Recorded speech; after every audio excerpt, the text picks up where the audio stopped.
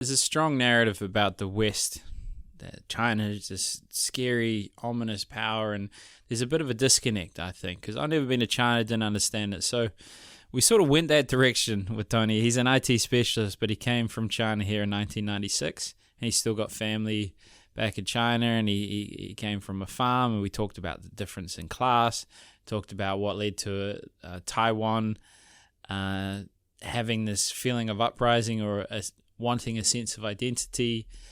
And then also as well, how to optimize your business and how to do things more efficiently and effectively. Because things don't have to be complicated in business. Things don't have to be, people like to think they understand technology, that they've got it all worked out, but you don't know what you don't know. And the people that become successful in life, I find, are the ones that are willing to delegate away power and allowing those people to make those choices for you instead of you having to learn it, try and do everything yourself, because then you bottleneck. You can't. There's a limit to how good you can be at something. So we talked to Tony, a lovely man. We'll kick into it. I'll be curious, actually what it's like to live in China. I've been to a few countries, but I haven't been to China. And, I feel like the Western society likes to paint them as, this evil power that's taking over the world. But I find that's a narrative as opposed to the reality. What's it like in China to live there? I probably want to put it into a different lifestyle. Yeah. In there, the people can live peacefully and happily. Depends on what you're looking for. After a few years, like 20 odd years, I live in New Zealand. Of course, I feel like I probably won't be able to live back in China. But when I was living in China, even with my parents now in China, right? We look at COVID lockdowns and all those strict regulations in China, and people's life must be tough. I talk to my parents; they don't feel that. They feel safe. So I think that is one of the things that we look at it different, because lots of things are in control over there. Yeah. But in here, we say when you lose freedom, you lose everything. That's kind of like how we think. But over there, they probably say, you need to have somewhere to live. You need to have food in your table, And once you have that kind of security for the people's life in China, and people don't want to change because they say, at least I have a place to live. I can feed my family.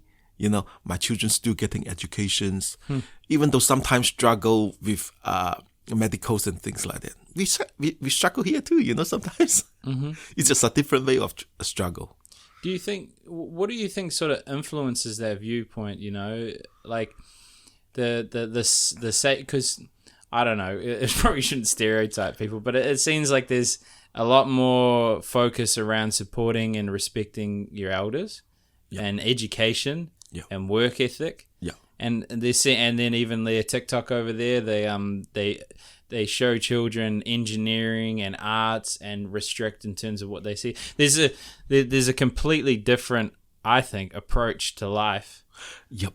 That's what I put it down as lifestyle. Yeah. Yeah. Just like in New Zealand, right? I have a friend, he live in a farm. He really enjoying it.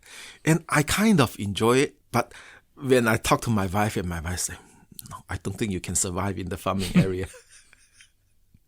Yeah. It's okay to visit, but when you live there, you have to do all those hard work. You have to mow the lawns, and you have to do all those, menu jobs. And it's like, you won't be able to survive, because I'm not a person that is really with that kind of hand-on. Like, I don't even touch my garden at home. So, yeah. Yeah, that would be hard.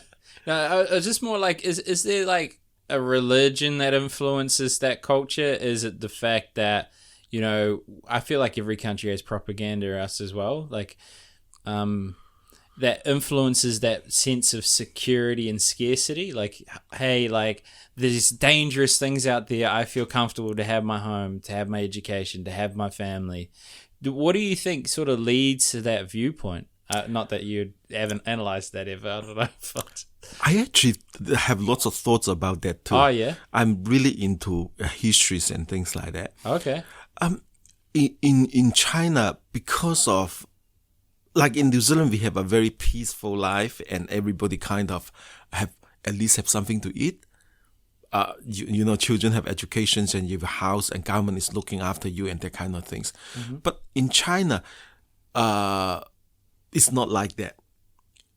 Even before, like after I was born, they still have famines and things are not abundant. I remember when I grew up in a country, a village. So my parents at the time is still like farmers. So we live on the whatever produced from the farm, and you don't have social welfare. So if you really don't have enough, you don't have enough. So materials are very scary. Not like in here, you have abundance of everything. If you really don't have something to eat, you can go out and probably ask the government will support you or the food banks, or you have a source of getting means to go by. But over there, probably the last 20 years is a lot better. But definitely when I was growing up, things are not abundant. So you lack of that kind of security. So whoever can provide that kind of a security or material for life to sustain, and that is something that we want to hold on to it. And over the histories in China, things happen just like that, up and down, up and down. And the bottom line, there's no bottom line. When you have no food, you starve to death. That's it. So not like in here, you do have a bottom line, right? Yeah. You can eat out of the bins. There's heaps of food. Exactly. Yeah. But over there, it's not. Yeah, so there's no bottom line. So I think that is what most of the Chinese people, they find it, they need securities. Like even in the society in China now, you don't have, like in here, you have pensions, right? So in China, they do have a level of pensions, but not is universally applied. If you are a farmer, that means like you really don't have much securities. Yeah. It's strange, eh? You would think that they would be more incentivized to help a farmer because of how important and limited the resources are, but it's probably different because the farmer group in China is kind of they have been treated lower class. Not lower class because the income is low. Yeah. It's the whole society structure is different. Like in here, the farmers are quite wealthy. You maybe don't say that to them, but comparatively, yeah. Right? It's interesting. This is how I look at it. Like in China, all those labor jobs are classified as lower class. But in New Zealand, it's not. If you can become a cleaner in here, even the government want that you clean the road, they make good monies. But in China, we call it 少大街. It means the lowest. 小大街. Yeah. 少大街. It means like they clean the road. Those people clean the road. They are the lowest class in the society. So in here, people in the office probably doesn't make as much as the tradies, the people that are laborers have skills. But in China, it's different. The people that is in the office, they might not make like in wages, it's not, but the subsidies and all the other monies add up, it's very big. So they can be the income gap is really high over there. Does that lead to civil unrest? I find with any empire you have for a period of time wealth. And then they invest in education, resources. They start doing well, but then people the haves and the have-nots, some people will borrow money to leverage even more to get further and further ahead, and then that gap gets bigger and bigger until there's an uprising, either violent or non-violent. Is there unrest? Do you think? Because you came from lower class. I forgot the word already. Yeah, from villages. Yeah. There is, but in China they do offer the opportunity for you to arise from low, even though that opportunity may not be a lot. Okay, so of course, if you have a wealthy family, you always have a head start. But even if you are really low class and things like that, the society still have a door that opens. So people trying to get through the door and go higher and getting to a higher class. Even though most of them, they may not success, but there's still hope in there. So when you're talking about that uprise, I think it won't happen unless like people see no hope. Interesting. Do you think they sell hope? Yeah. Yeah. How do they? I'm sorry. I didn't expect to just talk about China, but I'm okay. fascinated. I love to. I actually like, even though I have been in New Zealand for 20-something years, I still have a passion. I have a feeling for the country. Yeah. I still think I'm a Chinese. Yeah. Even though all my kids say, no, I'm Kiwi. I asked them to learn Chinese. They hated it. They said, I am in New Zealand. Why should I learn Chinese? But that recognition for me is still part in me. I still classify I'm a Chinese or half a Kiwi. Yeah. So okay, well, this is, you can choose to answer this one or not. Okay, yeah. Because you're knowledgeable on history. What's the whole Taiwan China thing? What's that about? Like, why is that such? As I say, that's a heavy topic. But what led to that sort of, divide, and why is the West so involved in it, and why is it we're worried about World War III, if that's even a real thing, because it's just to sell weapons? What are your thoughts? Okay, I don't talk it from. I don't want to share it from the political feeling. I share it about people because I have lots of friends from Taiwan too. Okay, it's about recognition. Okay, language-wise and everything-wise, like Taiwan and China is very close. Values and things like that, like even in Taiwan, when the communists take over, established the Chinese government in 1949, there's a group of the National Party, they moved to Taiwan. So not only the we call it Aboriginals in Taiwan, they are in that place, but there's a whole group of people that is moved from mainland into Taiwan. So this Taiwan is actually have that part of history. But even before that, there's a long relationships between like the mainland and Taiwan is kind of is mingled together. So that is the long history. So what I can see is that I have those people, Taiwan people that have connection with China, they have more of a recognition that is part of China. But for those people that grow up, they have nothing to do with China and the educations and everything, and they probably have less recognitions. Just like my children in New Zealand, they grew up in New Zealand. They have a very attached to the New Zealand culture, the New Zealand values. They sang the national anthems when they're in school. They have that association of feelings. So when I try to get them to feel like, hey, China is actually your root, they don't quite feel the same thing. So that's why I'm planning to take them back to China so they can experience it. They know, yep, this is where they come from. So I can't argue with my kids because this is the recognition. They say, I am a Kiwi. So it's the same thing. I think in Taiwan it's the same thing. If the people doesn't have that recognition, is that I belong to this group, what can you do? Yeah. So even historically, right? Like my children, they're from China. Both their parents are from China. We speak Mandarin at home. We eat Chinese food. But when you ask the kids, they say, hey, where should we go out for dinner? I say, McDonald's. Yeah, wow. Okay. On the history, you said you find history quite fascinating. Is there a genre of history that you're really interested in? Because I like learning about history from other people. I don't like reading it. I like reading. I just like asking. It's difficult to say like which part. It's normally when I come across a topic and then I will go into do some research and see what both sides says. Because like, for example, again, in the Chinese history, right? What the Communist Party said and what the National Party said is total two opposite things, right? And then you want to find a balance. Like, for example, when Japan invade China, the Communist Party said, we played the biggest role. We defeated Japan, right? Of course, they have lots of efforts and lots of people died because of that fighting there. But the National Party also do the same thing because they are in the front. They confront the Japanese army.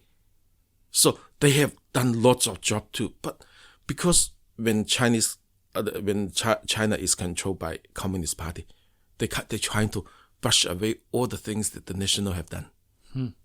So just like we always say, history is what the winners say. Yeah. Right? So if you really want to understand the real history, you can't just listen to what the winners say. I think it's something, well, it's a sensitive topic in New Zealand too, like in New Zealand history, we also have two sides of the picture. So you really need to go to listen to both sides to see what they say. Yeah. Yeah. That's not an easy thing. I find a lot of people, well, humans, I think it's probably a human thing where they don't seek the truth, they try to confirm what they already know. Exactly. Even if you look at the news nowadays, right, you're talking about like what Americans say about China and what China say about America. There's no balance. There's no balance at all. That's why I find it's very difficult to find a news source that I can really understand what is going on. Yeah. So you have to go deep and talk to the people and how they feel, just like the COVID lockdown, right? If I don't talk to my parents and I just look at what the media say about 3 years of lockdown in China, you will say, oh, she is make such a bad decision. But it's difficult, Yeah. So Wuhan, no, just kidding. Yes, I know what you want to say. You got you got any insight? Nah, this is a dangerous I don't topic. have insight on that, but anything can be possible, put it this way. Yeah. But again, it can be just conspiracy theory. Yeah, no idea. That's the thing, is what is the truth and how do you find it? You don't. I don't think you can find 100% truth because you don't have the fact in front of you. You don't have the information in front of you. Even in our computer business, it's the same thing. Right? If you don't have the information, how can you troubleshoot? Yeah. So it's the same thing. So often, like my clients tell me, "Oh, the mouse is not moving." How can you identify what is the real cause of it? Right? Last week, a customer called me. So we have no network, no internet. Right? I thought, oh, it may be the router, maybe the broadband is not working, and everything we try. No, at the end, it's somebody kick off the network cable. So it's something that you really need to have some first-hand experience. Yeah, it's not just what the other people describe it to you. If you can't have first-hand experience, and then you just have to get information from both sides. And then at the end, you still need to make your own judgment. I've never seen someone make IT so deep. You linked it to history, and the winner was. Have you, when you had a diverse approach to history, was there either a key event that you read about that just sounded completely different when you heard the two different sides? Like, apart from just the Communist Party and the National Party, is there any other things you've studied in history that they almost don't make sense because they're so different, the narrative? Yeah, like I'm a Christian myself, and I look at Christian histories, and you probably know how complicated it is. Yeah. So it's always two sides of. For example, if you look at the history of what happens in Israel now, right? It's so complicated. You have the Islamics, and then you have the Christians, and you have all sorts of other opinions in there. They all link it to people. But my understanding is that originally they come from the same root. So what is causing these? It's conflicts between people. Yeah. So it's not, you can't just blame it into ideology or religion. It is the people that holds that belief to create the conflicts. Yeah. I've been to Israel, and it was quite an interesting experience because I was there when Trump was going to move the embassy from Tel Aviv to Jerusalem, which is sort of like reinforcing Israel's identity and the ownership of the religious land. And there was these big threats from Hamas. We're going to open the gates of hell, and that everyone they had a national warning from the US. All US citizens said leave. Yeah. I went anyways. I went to Jerusalem, and there weren't any lines and stuff. But the thing was, when I watched the Western narrative of how the experience was and how crazy and scary, and it was just a couple people burning tires, and maybe one person that used their car. Hit someone, and it was completely fine. So it's really it is such a convoluted and confusing world. Yeah, and the more I know, the less I trust. It's so true. Like you see the news, right? You see those uprisings, you see those burnings and things like that. But for people that lives in there, they notice nothing. I it's the same thing in the COVID. Like in the period of time, the media says lots of people uprise in China against the lockdown rules and things like that. I asked my parents, what do you feel and how do you experience it? My parents just said, life is just per normal. Is the world worse, or is it just more newspapers? Yeah, and the same thing, like the flood, right? Of course, we know it affected lots of people in here. But in the area that I live, and we are okay. And I talked to my wife in the day that in the Friday. It's really bad. And my wife worked from home. And she doesn't even feel it. She just said, oh, it looks like it's heavy raining. If your surroundings is not changed, you probably don't feel it that much. Yeah. Yeah. Yeah, and it don't let the truth get in front of a good story. That's the challenge. I mean, there are definitely people that in the Auckland floods that have been impacted. I was talking to a lady the other day. Yes. Her neighbour essentially drowned, got washed down the street. Yep. And it's like...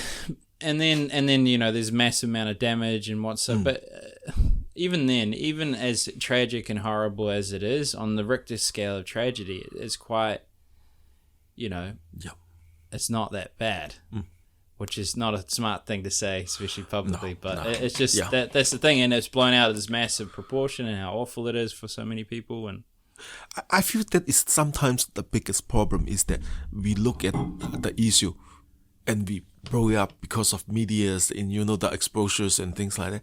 And some of the things like the normal life side of it, nobody reported. Right? So out of a scale of 100, like how many people affected? You know what I mean? I'm not saying it's not serious, but for the life of many people, they probably didn't feel the pain. Yeah. I think the magnitude wasn't proportionate, like the way it was covered wasn't proportionate to the magnitude of what was actually happening. But this is not a smart topic. I know. Welcome to the world of public opinion. So okay, IT, you're going to do environmental. Did you just start crying every time you read your books when you're like, I got to do computer science because of my English? Or when did you start being like, okay, I came from a farmer. I don't know how much tech you had. Did you have a computer in your farm? No. Yeah. Okay, put it this way. Like I grew up, I tell you a little bit about the history about myself, right? I grew up in the farming area. So I stayed there when I was in the middle school. After I finished intermediate school, I go to high school. And in high school, I moved away from the village into a little city. Cool. Yeah, about 500,000 people. That is called very little cities in China. Yeah. Okay. From there on, we have our first telephone, the landline, when I was in high school. Okay.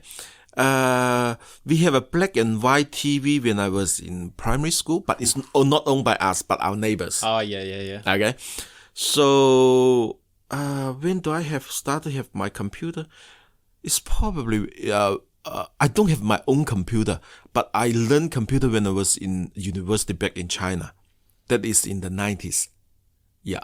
And I really own a computer when I came to New Zealand. Well, how did they fund your university? Because farmers, you say lower class, struggling, maybe they're really good farmers. But how did you get into uni? Did you have to borrow? You get a scholarship? You worked or? My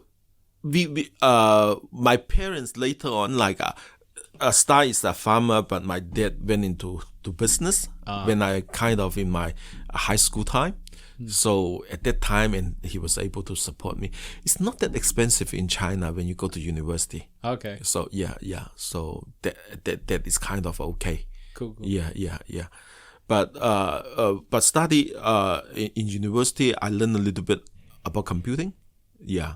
Because environmental management, we do a bit of researches and stuff like that. So at the time, we do have computers to use. Oh, yeah. Yeah. And you're like, oh my God, as soon as you looked at it, like, this is amazing. And then you're up there till midnight and breaking in just to use it again, or... No, you don't even have means to touch it. You can only use it, touch the keyboard, that's all you can. Oh, you can't even touch the screen. Yeah, not a lot. You know, it's in the old times you have a computer room.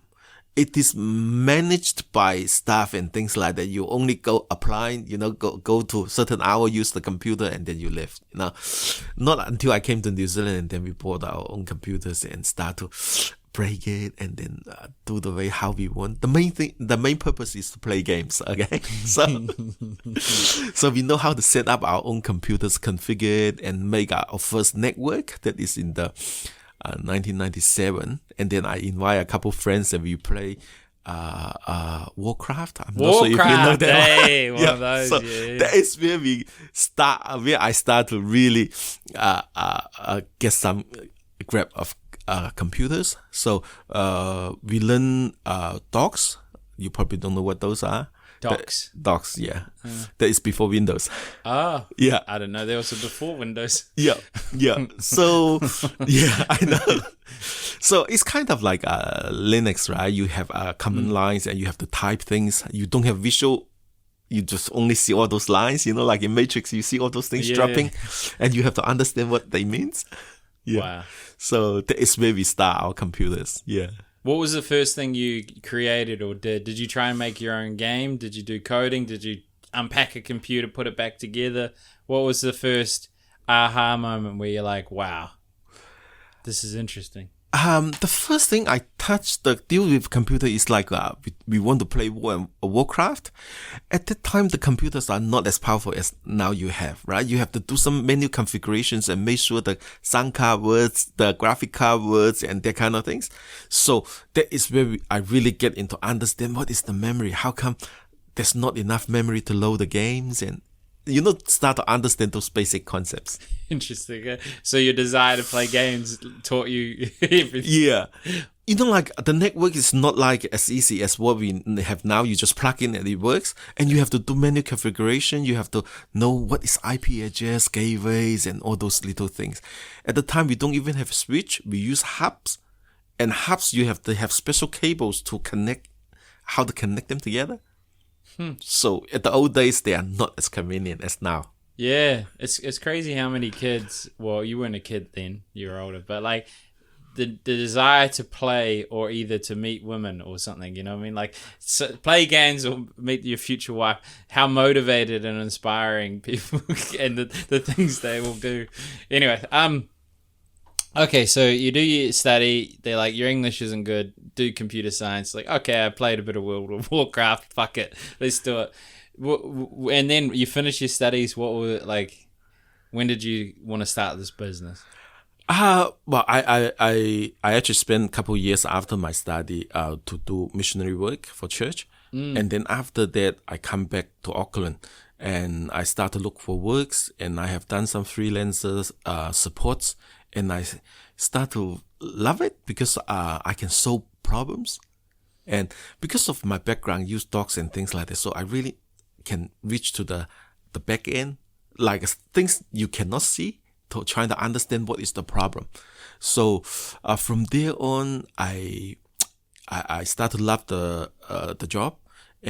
But the problem is that, again, communication is a big problem. Techie guys, they don't want to talk to people. So it's very difficult to get customer. So, and there's an opportunity to become a franchisee of a IT support company. So, and I actually purchased that a franchise and then get into the business from there. Did it get messy? Yes. Yeah, I had a feeling.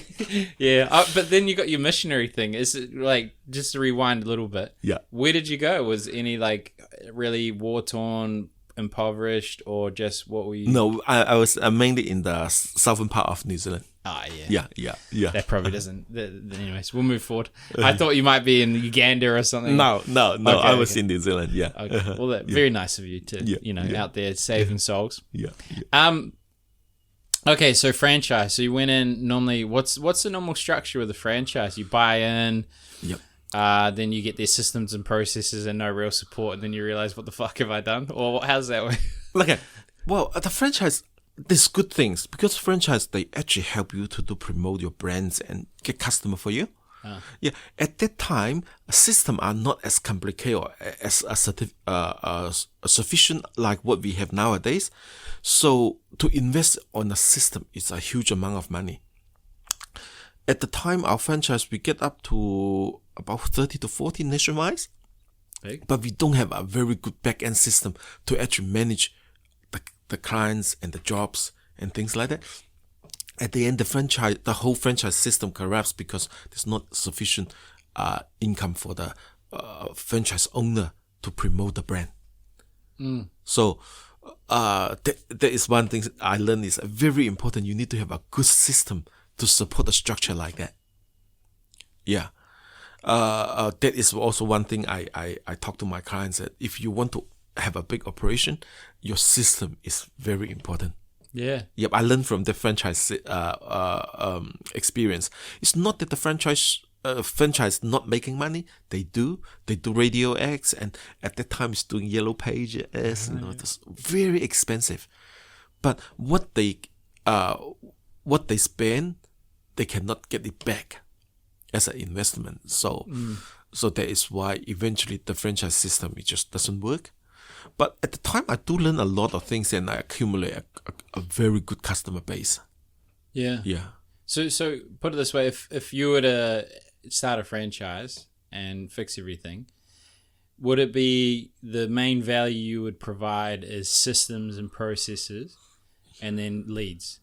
And leads, and one more thing is very important is the support at the back end. Not all the technicians are very high skill. Yeah. You can't expect that. So you do need to, like, if you call up like a Spark or Vodafone, sometimes you have those help desk, and then if it's not working, they have to go up to a tier 1 or tier 2 support. So you need to have something like that. You can't just rely on just one person to solve all the problems. Yeah. Okay, so tiered support network for the franchisees or for the clients? For the franchisees. So they can rely on somebody if they can't fix the problem. Yeah, because I always think about, because I don't know how much you know about me, but my dream is to give everyone the opportunity to live a fulfilling life. Yes. Which is a big goal, and I can't do it on my own. So I was thinking, how would I, mobilize and incentivize people? And I thought, franchise model where, we could use our marketing and also, process and ability to train people and support them. And that could reach a certain scale. But I know nothing. My business acumen is non-existent. But it's just interesting hearing you say that.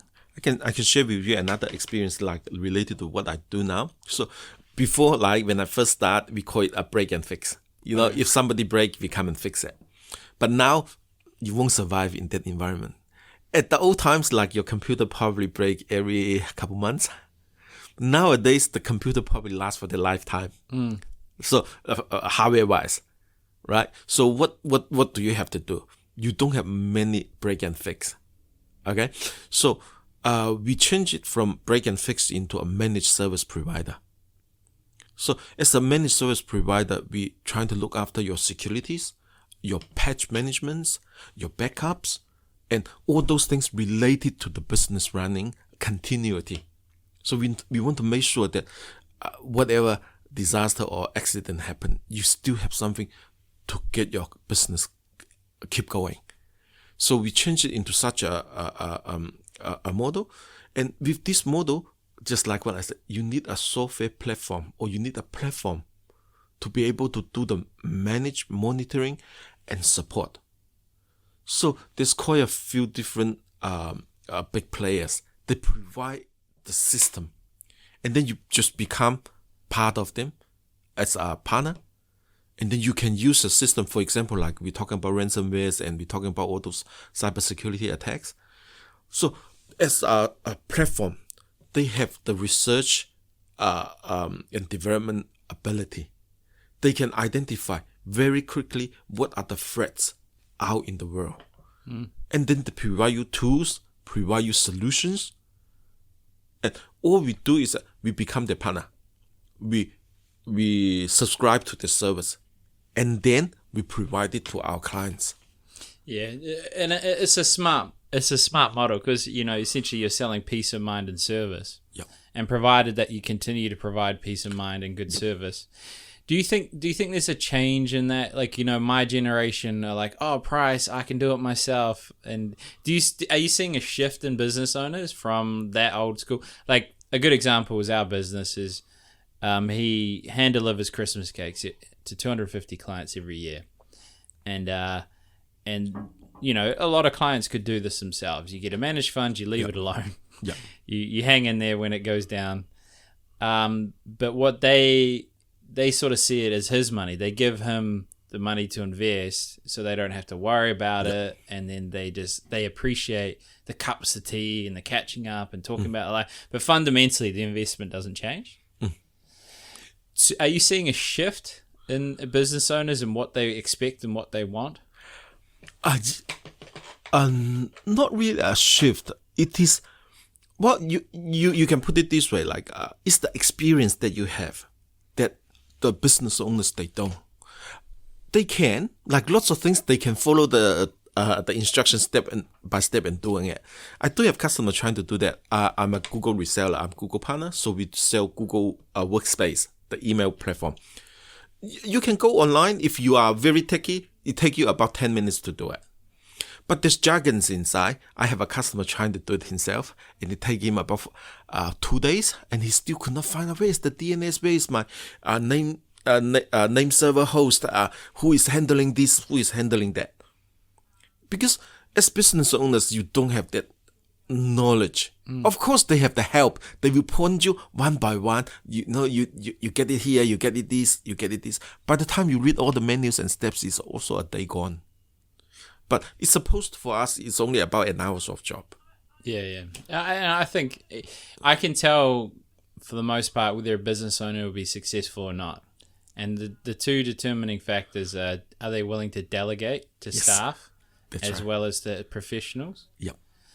And then do they have enough self-awareness to drop their ego and their belief systems holding back? Exactly, just like antivirus, right? And lots of people say, I just go and Harvey Norman to get a Norton antivirus put into my computer.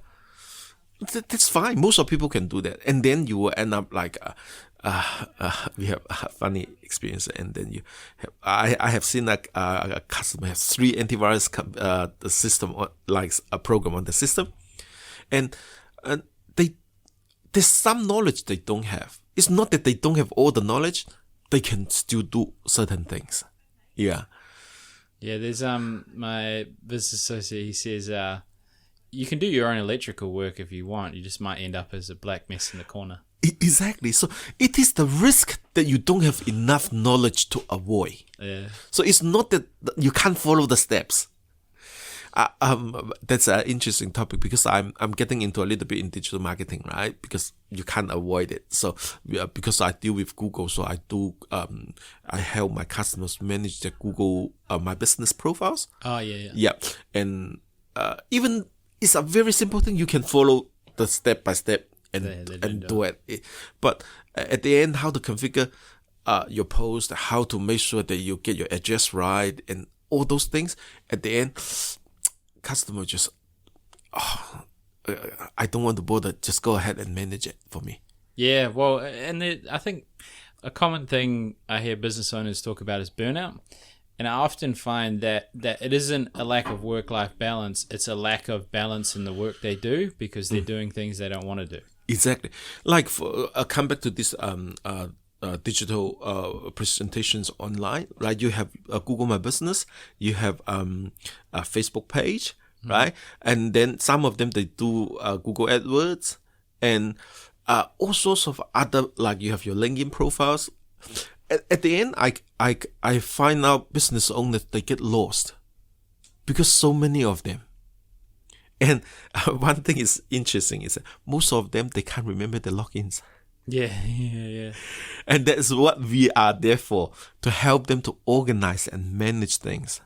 How do you do it? Because obviously, you're using these processes.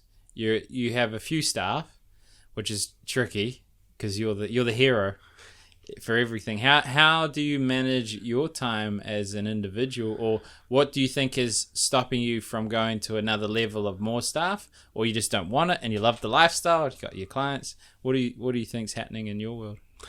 I just want to get it a little bit more established. I have a goal. I don't want more than 3 staff locally. Interesting. Because our jobs are all systematic. It means everything's supposed to be in the system. Yeah. And all those managements and maintenance and all those patches are actually done in the background. All I need is somebody, if there's exceptional things happens, they will respond to it. Or to configure it in the beginning and make sure everything is running smoothly. So we have a dashboard, shows all the things and which one is exceptional. And then we look at it. Do we need to action to it or not? Yeah. So you don't really need staff. Not too many. Is there a limit of clients that you could reach? Not really. Wow. With our system, right? If you can... Like you could do 10,000? Probably not. You could answer the phone. We do have a ratio because about 5% of our customers will have problem. If we set it up really well, I only need to revisit the customer once a year. Yeah. If you have an IT support come to see you every month, you need to think, is my system set up properly? Yeah. That's a good point. Because so there's 2 ways to look at it. There's one, like, this person's coming every month. I can see they're putting in all this service, this value, but also their system needs to be fixed every month, so maybe it's not as good. Exactly. Well, how does it work? I was talking to an IT guy the other day, and he was talking about how he uses Google as well. And I'm like, well, fucking Google MySpace is what, $20 a month or whatever. Yeah. And maybe you've got 100 staff and you need these different licenses. But like, how do you live on that? Like, where do you guys sell hardware, or how's your business, like you're getting 1% of $20 a month? You know what I mean? I tell you what, this is really cool. The hardware at the moment, the margin is so low. Yeah. Less than 1%. Yeah, shit. I can get a laptop for a customer. If you use the market value, probably we can get lucky get $20 out of 1.5 thousand laptop. So, and lots of those softwares, they actually offer commissions, and they have a lot better margins for wholesalers like us. So you do like a software package, and then maybe like a consultation, setup, implementation fee. Yeah. I know this is people aren't as forthright with these sort of things. I'm always curious in a person's business model in terms of like recurring revenue. How do they manage their time? How do they manage the processes in their systems? Yeah. It sounds like you don't necessarily want to manage a lot of people. You kind of like dealing with, the issue at hand, the problem. It's the platform. For example, we do antivirus, right? Everybody still need an antivirus, even though it's not less risk, but antivirus is still one of the biggest for all the computers. So with our managed model now, subscriptions is very simple. If you subscribe to it, we just continually renew it for you and invoice you yearly or monthly. And do they pay more or less if they go direct?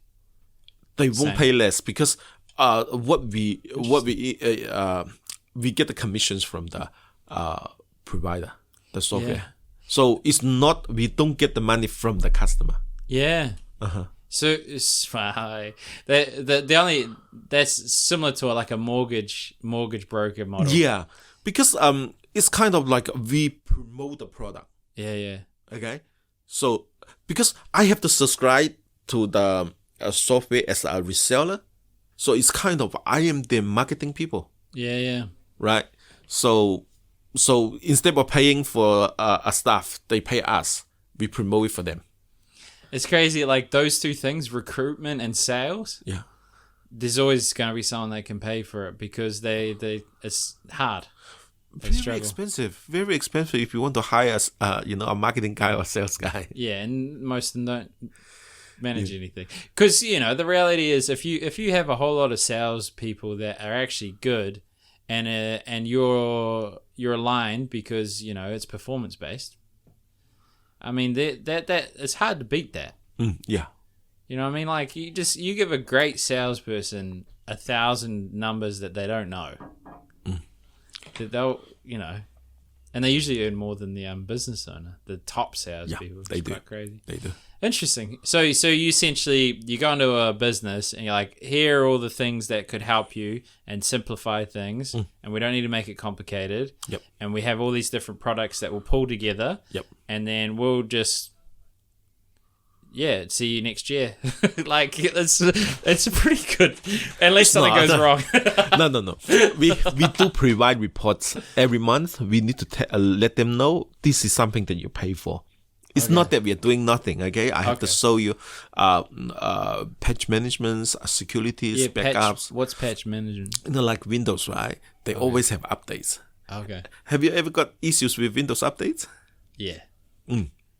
If you don't manage it properly, you often get the patch installed and then your computer stuck. Or you some of the critical security updates is not been installed, so there's also issues. Wow, and you're essentially free apart from the first thing, or you have something else. That is what we call it a managed model. Yeah. Yeah. So the software itself have the ability to do the jobs you ask them to. So if you plan it properly, it is very smooth. That's why I have a customer that I signed up probably about 5 years ago. At that time, they use Linux system, and they do have an internal staff that is kind of quite good at it. So they got free service from the staff, so they don't get other people to help them. And eventually, the staff left, and they leave them a whole huge mess of servers, and nobody knows how to configure. So eventually I moved there. They have their local email server, security server, and everything locally, running in Linux base. And I come in and look at it. I said, no, that is not my specialty too. And I don't think you can get a cheap like IT support on that kind of products. So I just offer them a solution, move all the emails to Google Workspace. And after that, I don't have go back to them. And every year I just charge them a renewal, and occasionally do some setups. Yeah. So that is how you solve a problem. It's not necessarily fix it. It's kind of you use an alternative that is a lot easier, simpler. That's why I say we want to make IT easy. Yeah. So that is how it works for me. Yeah, well, that makes sense. And then your business model is, I wouldn't say easy, but it's not. It doesn't need to be labor intensive. You know what I mean? It's systemized and processed. So you're going from making it easy for them while having a business that's kind of not easy, but getting new clients would be hard. Yep, that's what I am working on to get new clients. I have signed up a few new clients recently because the financial market authority, they have lots of guidelines about cybersecurity. Yeah, it's good timing. So we offer that managed package to the financial advisors and make sure that they comply. They have all the backups, and they are checked with all like the risk of the privacy exposures, all the data, how to protect the data, and all those things. I package it into one package and send it to them, so they can have a peace of mind. And if the financial market authority come to audit them, I can provide all the the records and tell them we have done this, we have done this, we have done this. Yeah, it's smart. I mean, a lot of them are from the 90s. Because lots of the financial advisors they use quite a bit of a system, and they don't necessarily need to have a very huge IT bill, because these things with our managed solution, we just need to know what you need to protect, and then we give you the solution to it. Yeah, that's interesting, eh? I've never actually gone too in depth in the IT because I was initially when I was with this business, I was thinking, okay, I'll help medium-sized businesses because I like the complexity of staff and how that works, and essentially I call and book people in for a podcast for them, and so if there's like 20 staff, then they then we just feed the salespeople with the podcast, and the podcast getting shared everywhere and yada yada yada. And the two biggest industries were recruitment and IT. Like, well, why are you guys, I was like, what are you guys doing? Why are you just like, nearly every business for those two, the others can't scale. Like accountants, the lawyers sometimes. Because accounting jobs is very intensive labor. Right? Very intensive labor. It's ITs is that if you set it up properly, just like what I said, set it up properly, and then we have the ability to scale up quickly. Yeah. And you learn that lesson from franchising too. That's right. It's smart. Like, then what's the dream? Like, do you find it fulfilling? Like, is it an end goal? Like, what do you want out of it? Just like what you're expecting, like a freedom. You set up a system, it's running by itself. Yeah. That is what my dream. Okay. You're close to that? I still need to do the sales at the moment. So my system back end is already set up. So I'm ready to move forward. So how much time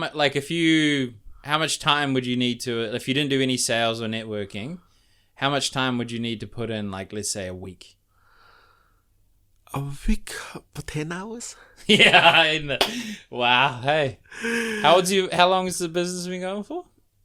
The franchise actually finished in about 2014. So, and I have some health issues, and I start my business again in 2018. Oh yeah. So that's how long I have been coming back to the business. Ah. Yeah. Yeah. So you got it all set up, and now you just got to go out there and start selling. That's right. Huh. Yeah. Interesting. Well, we've done 53 minutes, and we talked about China. We talked about your upbringing, the differentiation between classes in China was quite interesting. What would, on the sales front, who should find you? And why should they find you? Small, medium business owners, they just don't have the time to do all these things. Like what I just mentioned, that if you're a financial advisor, you have enough to take care of. You don't need to go and do those monitoring, auditing, and send the reports to financial market authorities, say, hey, I'm compliant, So those are the things that we can help. Yeah. And how do they find you? Just call me. You're going to put your number on there, are you? You brave man. Yeah. Just visit our website. So always good to come to our website or just give me a call directly. Yeah. Cool. Well, I'll put your number and your website in the description. Yeah. And thanks for coming on. Thank you.